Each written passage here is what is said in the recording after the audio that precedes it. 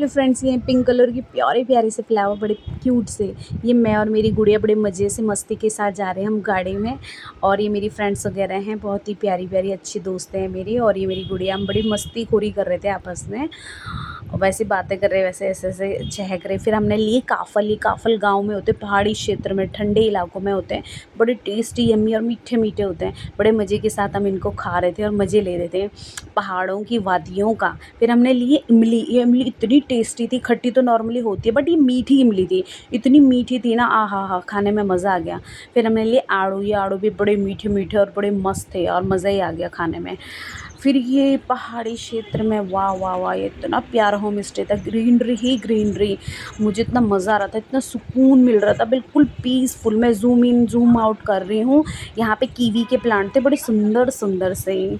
और फिर हम निकल पड़े कैंची धाम की साइड। नमस्कार मित्रों, मेरा नाम समन है और आज मैं आप सभी के समक्ष नीम करोली बाबा जी से रिलेटेड एक बहुत ही इंटरेस्टिंग सा फैक्ट सुनाने जा रही हूँ। तो एक बार की बात है, नीम करोली बाबा जी फतेहगढ़ में एक बुढ़े हस्बैंड वाइफ के यहाँ रुकने के लिए बोला कि मैं क्या रात को इधर स्टे कर सकता हूँ। उन्होंने बोला हाँ अवश्य आप कर सकते हो। तो उन्होंने एक खाट के ऊपर उनके लिए अच्छे से रात को सोने का व्यवस्था करी और सोते समय उन्होंने कहा कि मुझे एक कंबल चाहिए जिसे मैं ओढ़ के सोऊंगा। तो उन्होंने उनके लिए कंबल की भी व्यवस्था करी। रात को सोते समय उनके आवाज़ से, उनके कमरे से इतनी गिड़गिड़ाने की, चिल्लाने की आवाज़ आ रही थी, उन्हें पता ही नहीं चला ये हो क्या रहा है। सुबह उठते ही नीम करोली बाबा जी ने वो कंबल उन्हें फोल्ड करके अच्छे से दिया और बोला कि इसे नदी में प्रवाहित कर दो और इसे खोल के मत देखना।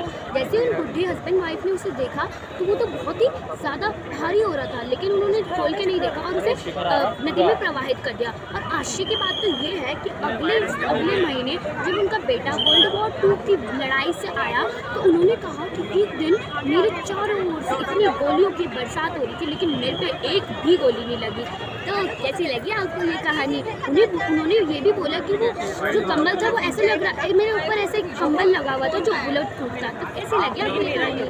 कैसा लगा आपको हमारे बाबा नीम करोली जी का? बोलो बाबा नीम करोली की जय हो। और ये मेरी गुड़िया ने सुनाई बाबा जी की बहुत ही प्यारी सी स्टोरी। ये बाबा जी का धाम है, इतना पीसफुल है, इतना पॉजिटिव वाइब्रेशंस आती है, तो क्या ही बताया जाए। बहुत ही प्यारी पॉजिटिव वाइब्रेशंस हैं यहाँ पे, बहुत ज़्यादा।